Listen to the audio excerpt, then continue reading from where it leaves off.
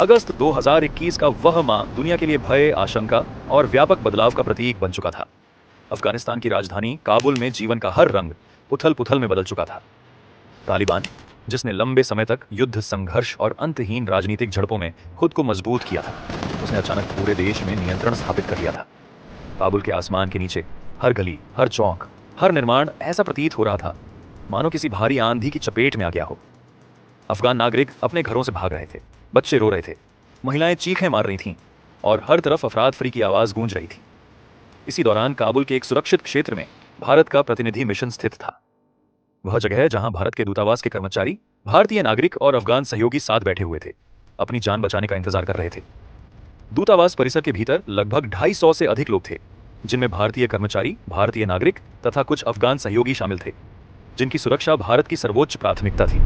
लेकिन तालिबान की व्यापक सक्रियता और शहर के चारों ओर फैलते हुए संकट ने सभी को घुटनों पर ला दिया था। अचानक से एक बहती नदी की तरह शहर के बाहर पलट रहे आतंक का रुख उनके सामने एक असहनीय सच बनकर उठ गया। काबुल की सड़कों पर हर तरफ गोलियां चल रही थीं। दूतावास परिसर के बाहर सैकड़ों लोग जमा हो गए थे। उनमें से कुछ अपने घरों से भागकर आए थे, कुछ अपने परिवार के साथ सुरक्षित निकालने के इंतजार में थे। हर किसी की आंखों में वही एक ही सवाल था, क्या भारत हमें सुरक्षित निकाल पाएगा?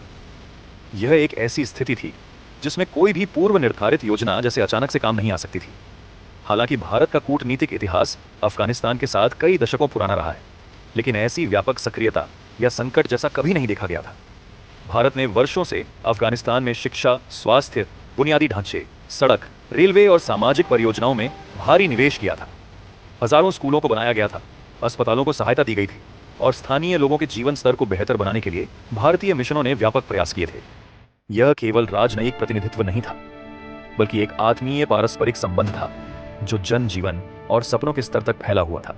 2000 दशक की शुरुआत में जब तालिबान और उग्रवादी गतिविधियां अफगानिस्तान में बढ़ी, तो भारत ने अफगानिस्तान के विकास को मानवता के दृष्टिकोण से देखा। काबुल कंधार रेलवे, ताजिकिस्तान अफगानिस्तान पाकिस्तान सड़क परियोजना जैसी योजनाएं अफगान सामाजिक संरचना को विकसित करने का भारत का अहम प्रयास थी। यह भी सोचा गया कि शिक्षा, स्वास्थ्य और रोजगार जैसे क्षेत्रों में सहयोग ही अफगानिस्तान की जनता को स्थिरता देगा। लेकिन स्थिरता की दिशा में बढ़ते कदमों का जवाब हर बार भयावह रूप में आने वाला नहीं था। 7 जुलाई 2008 को सुबह लगभग 8:30 बजे जब भारतीय दूतावास के बाहर एक आत्मघाती कार बम धमाका हुआ, तो अचानक से पूरे इलाके में गूंज उठी एक भयानक आवाज ने सब कुछ हिला दिया। यह धमाका इतना शक्तिशाली था कि आसपास के जिलों में लोगों को उसके प्रभाव का अनुभव हुआ। इस हमले में बहुत से लोग मारे गए और दर्जनों घायल हुए। भारतीय दूतावास के कुछ कर्मचारी भी इसी दौरान शहीद हुए। यह केवल एक आतंकवादी घटना नहीं थी, बल्कि उस समय के भू राजनीतिक तनाव का एक त्रासदीपूर्ण परिणाम था। भारतीय दूतावास को स्पष्ट रूप से निशाना बनाया गया था क्योंकि भारत अफगानिस्तान के विकास में भागीदारी कर रहा था और यह भागीदारी कुछ चरमपंथियों के लिए स्वीकार्य नहीं थी। एक साल बाद 8 अक्टूबर 2009 को काबुल के भारतीय दूतावास के बाहर एक और आत्मघाती कार बम धमाका हुआ। यह हमला फिर से उसी स्थान पर हुआ जहां भारत का मिशन स्थित था। इस धमाके ने यह स्पष्ट कर दिया कि भारत की मौजूदगी केवल कूटनीतिक या विकास परियोजनाओं तक सीमित नहीं दिखाई दे रही थी, बल्कि वह आतंकवादी संगठनों के लक्ष्य और आलोचना का केंद्र बन चुकी थी। इस हमले में भी कई लोग घायल हुए और कई नागरिकों की जान चली गई। यह सब प्रभावशाली रूप से यह संकेत था कि अफगानिस्तान में भारत की भूमिका का प्रभाव व्यापक था और इसके साथ ही इसके खिलाफ सक्रिय विरोध भी था। इन घटनाओं ने यह सिद्ध कर दिया कि भारत को केवल राजनयिक प्रतिनिधि के रूप में ही नहीं, बल्कि सुरक्षा हितों के रूप में भी अफगानिस्तान में भाग लेना पड़ रहा था। इन घटनाओं के बावजूद भारत ने अफगानिस्तान में अपने मिशन और नागरिकों की सुरक्षा को सर्वोच्च प्राथमिकता दी। भारतीय अधिकारियों और सुरक्षा एजेंसियों ने संयुक्त रूप से मिशन परिसर, स्थानीय कर्मचारियों और नागरिकों की रक्षा के लिए गंभीर सुरक्षा प्रोटोकॉल लागू किए। भारतीय दूतावास के आसपास की सुरक्षा को बढ़ाया गया, स्थानीय सुरक्षा बलों के साथ तालमेल बनाए रखा गया और हर संभावित खतरे का सामना करने के लिए रणनीतिक तैयारियों को मजबूत किया गया। इन सब के बावजूद 2021 का संकट सबसे जटिल और चुनौतीपूर्ण मोड़ के रूप में सामने आया। तालिबान ने सत्ता पर कब्जा कर लिया और चारों ओर अस्थिरता फैल गई। शहर में हर तरफ भय, गोलियों की आवाज और लोगों की भागती हुई भीड़ थी। ऐसे में भारत को तत्काल निर्णय लेना था कि अपने नागरिकों और स्थानीय सहयोगियों को सुरक्षित कैसे निकाला जाए। यह कोई साधारण निकासी नहीं थी। तालिबान के कड़े नियंत्रण के अंदर भारत ने एक व्यापक निकासी अभियान की रूपरेखा तैयार की, जिसे अंततः ऑपरेशन देवी शक्ति के नाम से जाना गया। इस ऑपरेशन का उद्देश्य केवल भारतीय नागरिकों को सुरक्षित निकालना ही नहीं था, बल्कि उन अफगान सहयोगियों को भी सुरक्षित निकालना था जिन्होंने वर्षों से भारत के साथ काम किया था। यह एक मानवीय प्रयास था जिसमें सेना, वायुसेना, कूटनीतिक एजेंसियां और सुरक्षा विशेषज्ञ शामिल थे।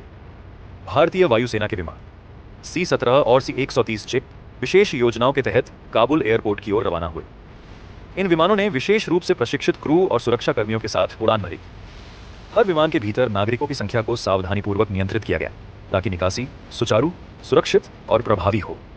निकासी के दौरान काबुल एयरपोर्ट के पास का क्षेत्र अत्यंत संवेदनशील और जोखिम भरा था। तालिबान के सैनिकों के अलावा वहां आतंकवादी समूहों की सक्रियता भी थी, जिनका लक्ष्य हर विदेशी निकासी प्रक्रिया को विफल करना था। ऐसी स्थिति में यह मिशन केवल एक सैन्य ऑपरेशन नहीं था, बल्कि एक मानव सुरक्षा और रणनीति का मिश्रण था। हर कदम पर तनाव, आशंका और संभावित जोखिम मौजूद थे। हर मिनट इस उम्मीद पर टिका हुआ था कि कोई अप्रिय घटना ना हो, कोई गोलीबारी ना हो, कोई धमाका ना हो। जब ऑपरेशन डीवी शक्ति के तहत विमानों ने काबुल की पट्टी को छोड़ा, तो यह केवल एक सामान्य उड़ान नहीं थी। यह हजारों लोगों की आशाओं, उम्मीदों और जीवन की सुरक्षित वापसी का प्रतीक था। उन नागरिकों के चेहरों पर भय से राहत, दर्द से शांति, हताशा से स्फूर्ति का मिलाजुला भाव था।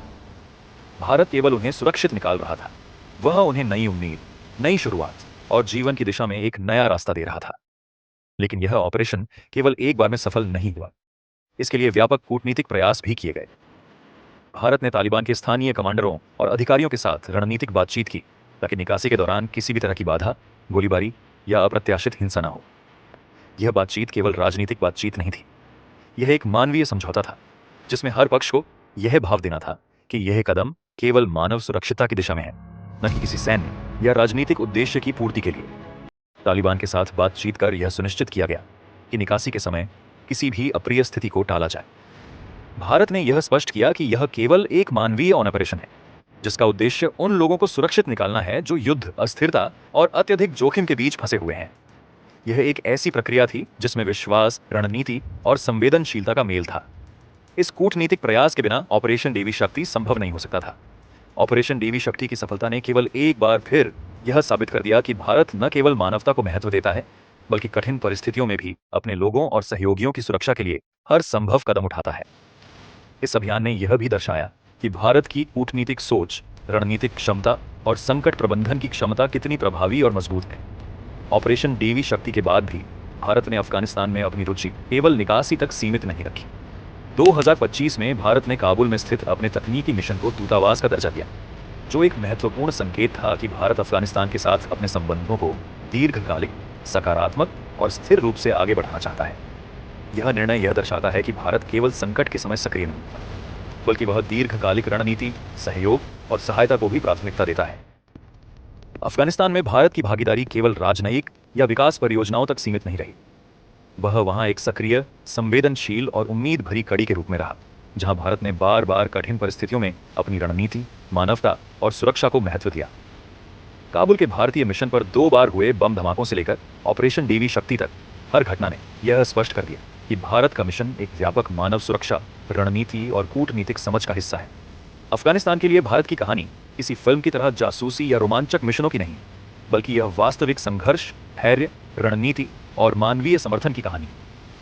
यहाँ कोई चौंकाने वाली भावना नहीं, बल्कि संपूर्ण मानवता, दीर्घकालिक सहयोग और संकट के समय समझदारी का व्यापार है। इस कहानी ने यह स्पष्ट किया कि असली मिशन वह नहीं जो पर्दे पर दिखता है, बल्कि वह है जो लोगों के जीवन में स्थिरता, सुरक्षा और उम्मीद वापस लाता है। अगर आपको ये कहानी पसंद आई और आप भारत के उन रहस्यमयी और अनसुनी कहानियों के बारे में और जानना चाहते हैं, तो अभी हमारे चैनल भारत एक्स फाइल्स को सब्सक्राइब करें और इस वीडियो को अपने दोस्तों के पास जरूर शेयर करें। याद रखें, ऐसी अनसुनी, चौंकाने वाली और असली कहानियां इसी तरह आपके सामने खुलती रहेंगी। तो तब तक के लिए जय हिंद।